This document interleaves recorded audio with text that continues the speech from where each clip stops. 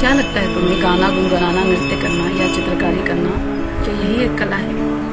नहीं, कुछ ऐसे हुनर है जिसे शायद दुनिया कला नहीं कहती, मगर है वो सचमुच में एक कला।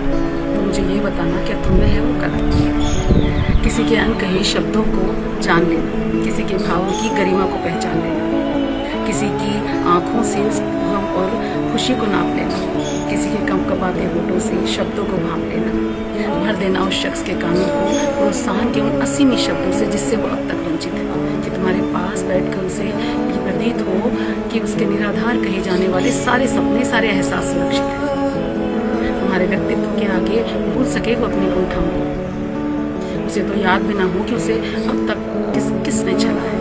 हाँ, अगर तुम में है ये बात, तो तुम में भी एक कला है। अगर तुम सुन सको उस वेदना को जो किसी की हंसी में छिपी है, और सुन सको उन बातों को जो किसी ने सुनकर भी न सुनी है। हर एक बात में जब तुम सकारात्मकता खोजते हो, खुद से पहले जब तुम दूसरों की सोचते हो, और खुद को भूल कर ये सोचते हो कि किसमें किसका भला है।